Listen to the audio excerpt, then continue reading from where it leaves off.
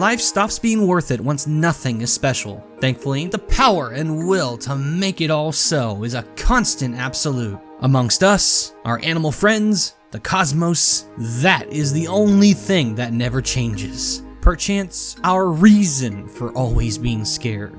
Well, I want to be brave and study what can go both wrong and right. Once change takes its fullest effects, mutation, both subtle and dramatic, is fascinating enough in reality, but when taken to fantasy, sole challenger of the impossible, one of entertainment's sharpest cornerstones is ready for stabbing. Mutants are a wonderfully nuanced topic in gaming especially, going far beyond, ew, look at the freak. In this video's view, mutant means abnormal variant, beings defined by significant alterations their kind at large are not supposed to have. Biological, magical, even spiritual. Anything can change, and everyone is affected differently. Now, I do gotta lay down some restrictions. Each entry must be distinctly atypical in the game's own view, and not an ordinary member of a native fictional species that just happens to be weird.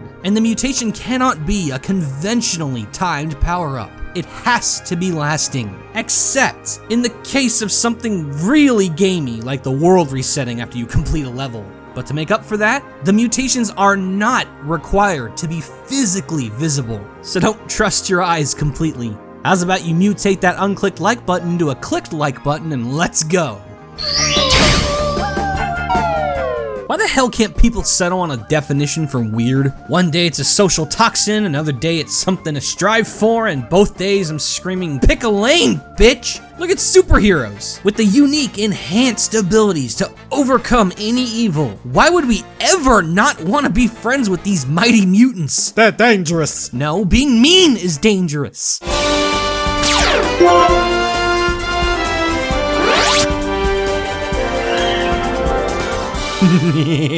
Logan's a simp. Have you goddamn seen this woman? A man can only take so much alien ass kickage and skee ball yoga before he screams, get me a freak like that. I already got one. So, ogle respectfully, I must. Having had her parents carnally destroyed by a deep space pteranodon, Samus found some powerful family in the mythic avian Chozo, infusing her with their warrior DNA to weather the home planet's harsh environment, eventually training her beyond physical human limits. Not even halfway into her teen years, with the legendary power suit as a parting gift, their Amazonian ace took to every corner of the cosmos where evil grew comfy, holding firm as the tasered bear trap on its throne cushion. Samus is amazing for bringing the classical superhero archetype of typical person gets juiced to gaming before and better than every other of its iconic super soldiers. Cooler than Chief, scarier than Doom Guy, and based enough to take both bowling and let them win. Outwardly gorgeous as she is, a monstrous ill sleeps within.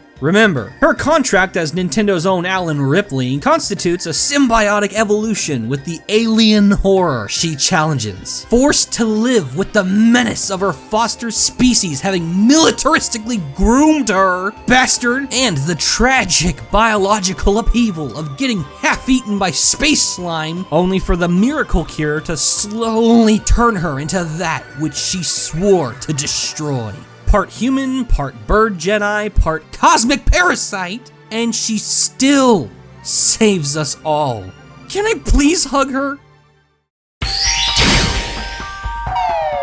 How does one mutate a ghost? Yes, I'm high. Clowns, you see, they prosper on stilts. Yeah, and ghosts prosper on literally staying the same forever. It's kind of their thing. No, not true. The ghost from Pac-Man got a new member. Maybe they can answer my question. Blinky, Pinky, Inky, Clyde. Let's all give a welcome hug to Kinky. Oh, I gotcha. This was a mistake! You know the living conditions of your neon labyrinth are bad when even the dead file complaints. Come on, been the same shit for over 16 years now. Can't we at least wear something different? That can be arranged. One of my all-time favorite ways to play vintage Pac-Man, 1996's mix, arrangement, innovated in a way so novel. It's still one of a kind. Gold joined the ethereal color wheel in the form of Kinky, the cheesily named Ashley guy of the spirit world, being both the weakest and strongest of the ghosts at the same exact time. Like many a glasses pusher, Kinky is a little bitch on his own, being an infinitely respawning mobile power pellet for Pac-Man to abuse. Game easy. No. Fuck no. Should Kinky get himself with any of the OGs, the bastard parasitically absorbs their likeness, fusing together into a fat, twisted lump of superpowered ectoplasm. The Kinky fusions. Could you sound any more horny? It's equal parts badass and disturbing to see the ghost game like this. Disturbing because ghosts feel like something that can't be mutated, and that they historically barely even change pixel counts. Yet, here they are. Bunch of rule-breaking freaks, but that's why it's badass. What's especially impressive is that they still reflect their classic personas. Balinky always comes straight for that pack ass, ramming at Mach 3 with bullhorns. Bullshit. Both Inky and Pinky aim to ambush you face first with incredibly powerful bunny hops, clean across the maze, and full-on mirror imaging. Most of your deaths will be from Inky, but Clyde, as the ex-hand grenade hacky sack champion, may just be the worst. He makes new pack dots to prolong the round. You fucking pumpkin spice condom. And sure, they do revert after you complete the round, but ain't no broke-ass space-time paradox gonna kink shame me today. Accidents happen, eh? Yeah, but never without a trail. Fate's snap decision to fuck plans the hell up when backed into a dark corner is a freaky-ass cheat code for unlocking the true hardest difficulty. But nobody backs into corners just cuz. Someone's scared, Lady Fate. So tell me, have you seen something you shouldn't have? Done something you shouldn't have? If so, be ready to get funky.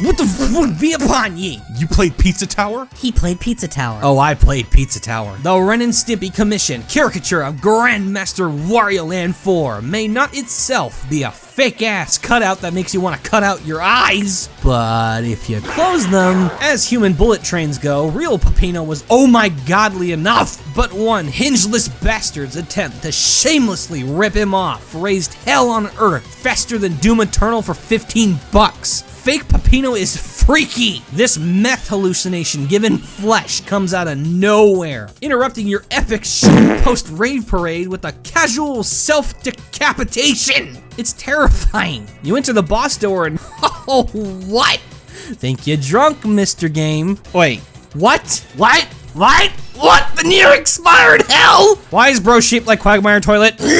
See, this is why people pay the official brand safety tax. Bitch Peppino's 60% leg jitters like he is glitching. His eye bugs out. He never blinks or frowns. He's moist and slimy. Ayo, maybe cook your damn pizza and has the temperament of a Lovecraft chimera. What a science unleashed. A bootleg, that's what. Cloning Peppino is obviously a popular pastime within the Pizza Tower, but why this one is so gruesomely unstable is the game's great interpretive mystery. Seeing as this monster is imprisoned within the condemned Bruno's Pizza, it's my take that this was a surprise casualty of Peppino's competing restaurant. There's always someone having it worse. Thus, desperate for revenge, the owner sought to leech off his image, cloning the man himself as their own new mascot. But it failed horrifically, birthing the super mutant abomination which destroyed everything Mr. Bruno had left. I love this idea, anthropomorphizing the hostile industry of shady imitation businesses that twist trusted, beloved brands. Desperate, disgusting, soulless. Normally, you don't ever want to have to say, what the hell is that thing? But not with Pikmin. No. Its psychosis doodle pad of a bestiary turns that ominous one-liner into a scorecard. The louder you yell it, the closer Miyamoto's middle finger waves in boredom's frowny face. Yeah, what the hell is that thing? Woo, what the hell is that thing? Ah, what the hell is that thing?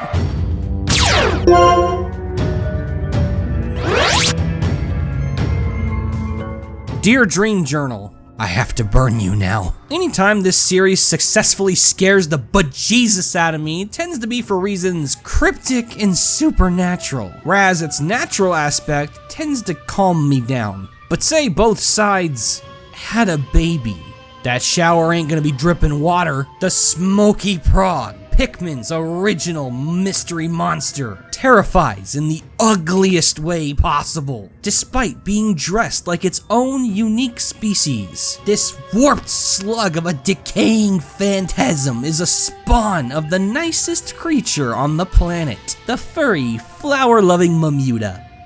Huh? Jesus Christ, I know growing up can turn you soft, but there ain't any branch of multiversal calculus that could ever equate Willow's pet pom-pom to Jabba the Hutt homunculus frozen in mid-Thanos snap. Wait, no.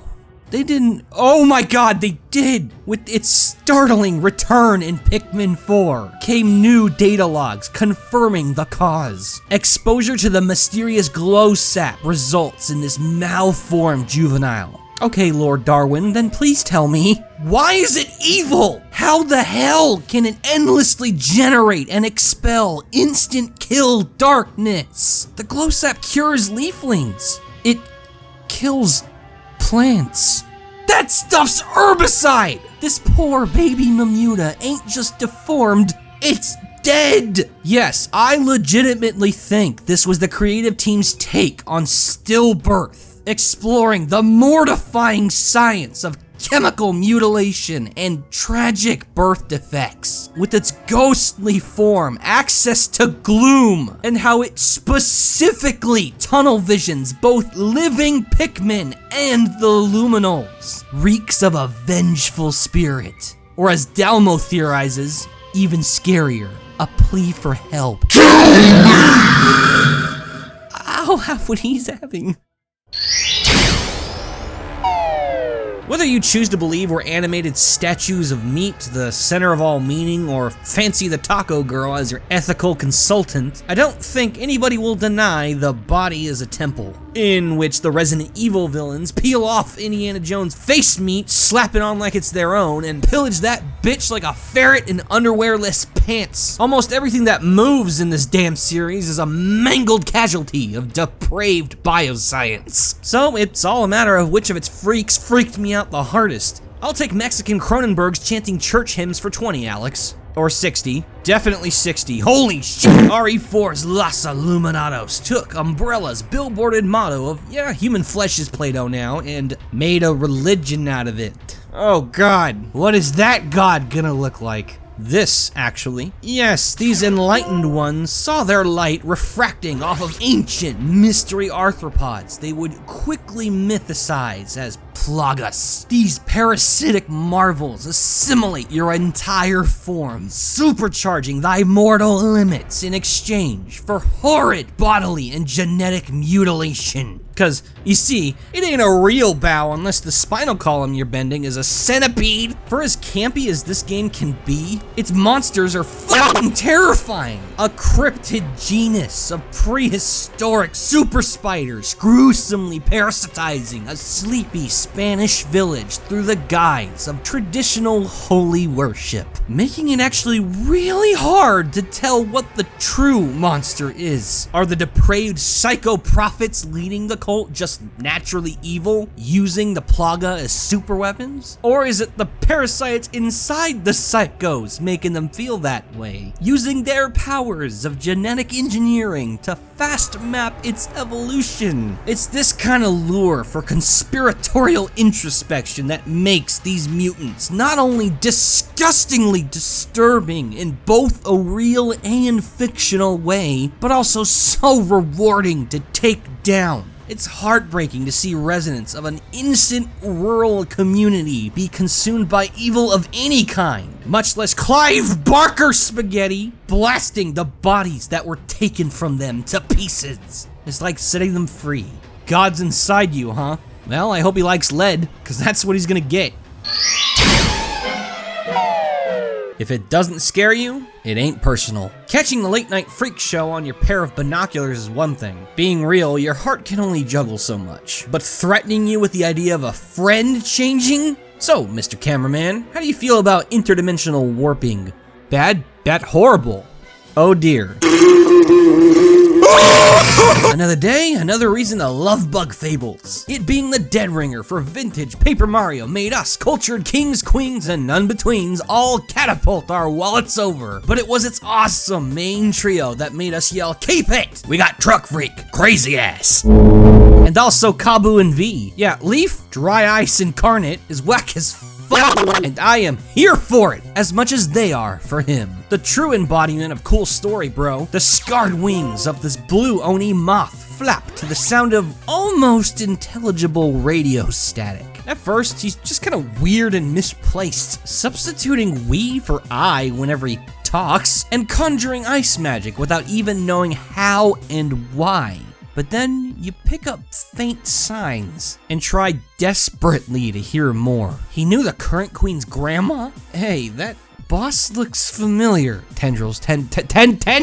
Tendrils! What is going on? Realizing the main story never tells you why, you scour the side quest and discover what the best of them all has kept secret. Leaf died ages ago, his corpse having been dragged to an illegal laboratory by the Roaches, Bagaria's ancient advanced progenitors, as a victim of their grisly immortality experiments. The hyper-infamous cordyceps fungus, the very same parasite which devoured Parasect, rose the moth from his flame. A full lifetime later. Bugs don't fuck around, man! The power of this revelation still pummels me, twisting the RPG cliche of amnesiac stranger with the scariest phenomena to plague the insect kingdom. Damn, Leaf was already my favorite, but his dark fate slams complex feelings on the table. Was the friend I made just a delusional parasite? Or is the cordyceps just life support and all our memories still matter? Or both? It's that age-old vibe check. Would you still love me if I was a worm? Would you still be you?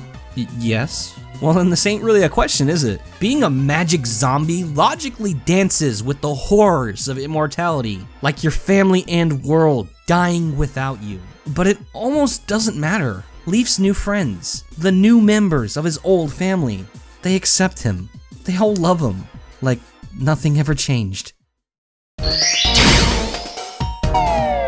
Can something really be weird if everyone does it? Nah, don't worry. Pissing in the shower and buying Apple products is all part of evolution's 50 million year plan. Ah yes, the E word. All it took was for one dude to say, "Damn, them banana numbers look familiar," for mutation to be acclaimed as life's cheat code, so long as it's typed real slow.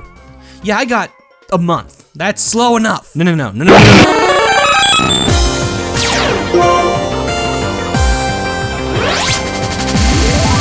Why wait patiently for your dream sequel when you can illegally brute force the damn thing out yourself? Nintendo, hire these men. Oh, they're dead. Even in a series where evolution is a glorified puberty time-lapse and albinism is the backbone of trophy collection, next to none of Pokemon's constant drastic changes have ever been infamized. Except that one time Frieza popped out a Hello Kitty. That was a weird day. Down to the very name, Mewtwo is the king of Game Freak's freaks. It's easy to forget how much of an anomaly this force field generating feline is, because it's even easier to hallow his legend. Commissioned as a sentient super weapon by Team Rocket, the Mew of faraway islands, once kindred little kittens, slept through horrific gene splicing and DNA engineering, and awoke a transcendental paradox. A pocket monster made to be a monster.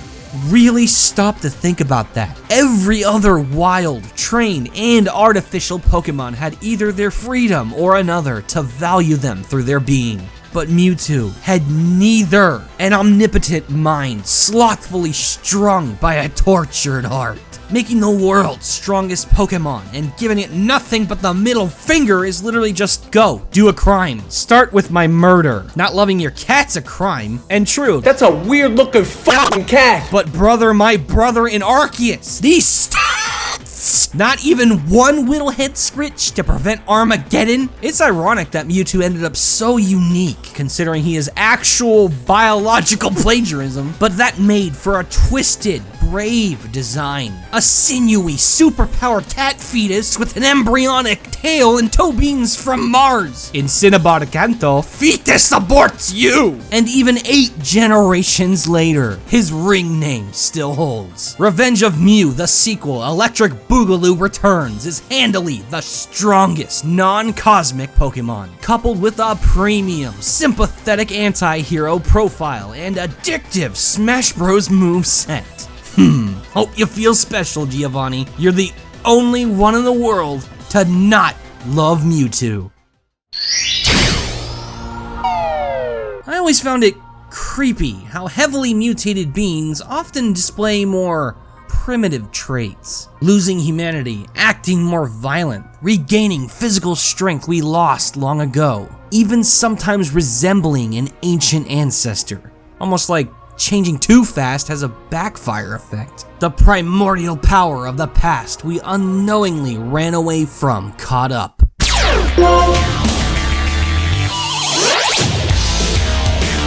The more things change, the more they stay the same. Not since the day I discovered Sonic's most magical misfit have I felt so. Chaos is one of the most premium monster designs gaming has ever given us, and it was molded from a soul destined to fend such fiends off. Born into the cherished species of omnicolored cherubs, this one Chow awoke to the call of its deific ancestry, protecting its now defenseless lineage with the same universal force it's named after. The shock of realizing this and this are the same damn creature could overload the planet's power grid. Little cutie snookums to liqueform Giga Titan. What the hell happened? Primal reversion.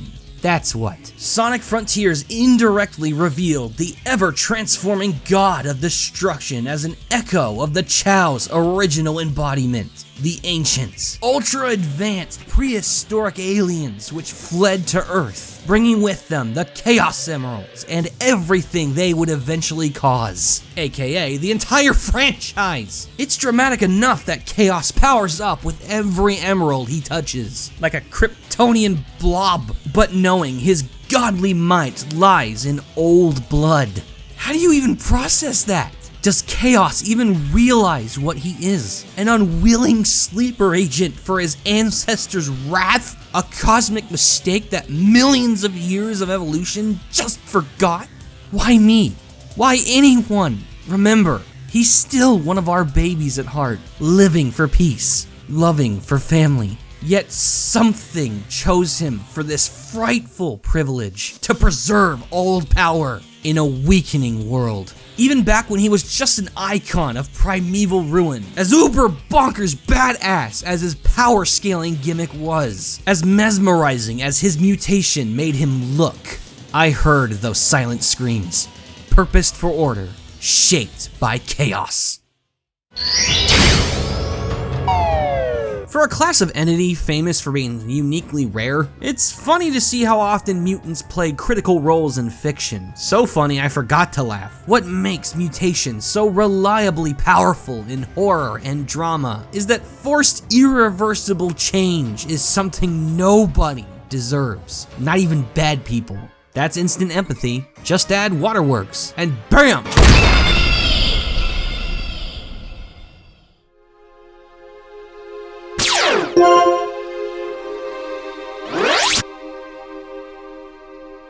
Being scared for someone's life, even someone who doesn't exist, oddly makes you feel more alive. The pelagic magic of BioShock is cast in service of survival by 3 very special men. The first ran past evil. The third aided evil. But the second, a victim of evil, rose from its abyss. The story of the Big Daddy, Scuba Steve, damn you! was already intensely interesting, but the sequel's amazing protagonist, Subject Delta, promoted it to a must-buy fable. A once deep-sea diver named Johnny Topside's investigation of the mysteriously vanishing ships and subs neighboring Iceland saw him vanishing with them. Taken prisoner within Rapture and doomed to the role of waterboarded guinea pig for their harrowing plasmid experiments. Conversion into a Big Daddy was torturous, stripping him of most free will and twisting and swelling his bones, muscle, and flesh to the literal shape of that DRG Captain Cutler suit. Oh my god! Eve, the mana of this world, got so rare, the monsters in charge outsourced the biological harvesting of dead overdosers to these demonic Olsen twins. A lumpy brute with no free thinking. The perfect guardian for black market Girl Scouts. Too perfect, in fact, for Delta. Still had free feeling, bonding to fellow victim Eleanor, like he was her real dad, prompting her bitch mother to kill him and take the only thing he had left far away. Not far enough, cow! 2 is my favorite game in this nigh flawless trilogy, and Delta is the reason. Not only enchanting my wonder for this morose pseudo-Atlantis by letting me play as one of the giants forced to carry it shoulder first, but I just feel so bad for him. Destroying all meaning to his first life, then stealing the little you pretended to give him as your experiment. Playing this, I was pissed. I was sad. Killing all these bastards was personal, and I was scared that he would fail. She doesn't need a mother! She deserves a dad! I am justice incarnate, brought to this world by forces beyond your comprehension.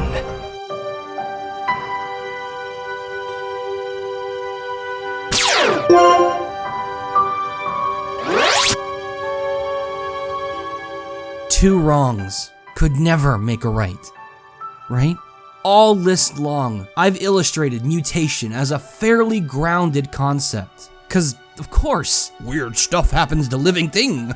I hate Mondays too. But should the story of Dust and Elysian Tale speak to you as it did to me, referring to yourself as I, may never feel right ever again. This huge-hearted indie RPG tells of a mysterious mint-green vulpine suffering existential confusion. Nevertheless, a great game's gotta be played, so destroy monsters, save innocents, and wield a sacred blade. I must. With the setup of guy who can't remember anything, racist tyrant, and old world village oppressed by racist tyrant, gotta say, little faith was instilled for a particularly surprising adventure. Set a fool monstrously unprepared for the truth.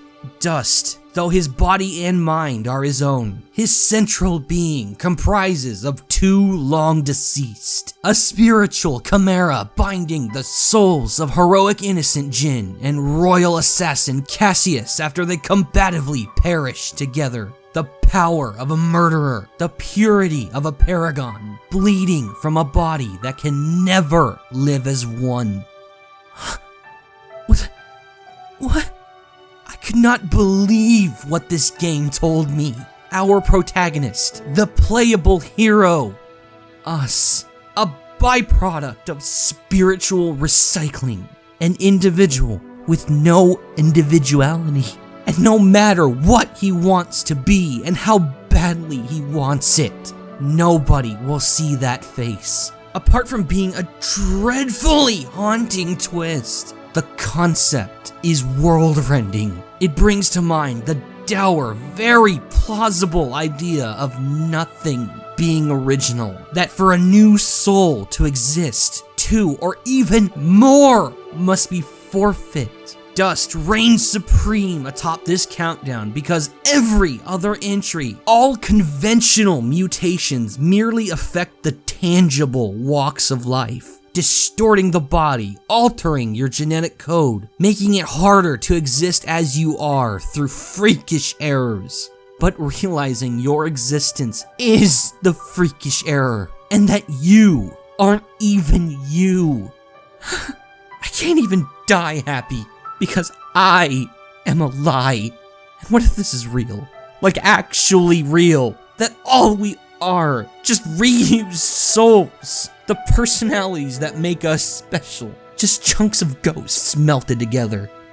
Maybe that's why living is always worth it. To see those who actualized you through an eternity that, however slow, can improve with each incarnation. Memories scattered like dust, in the wind, always there. This is being Fawful's Minion, and I know who I am. And now, give it up for the high-tier patrons.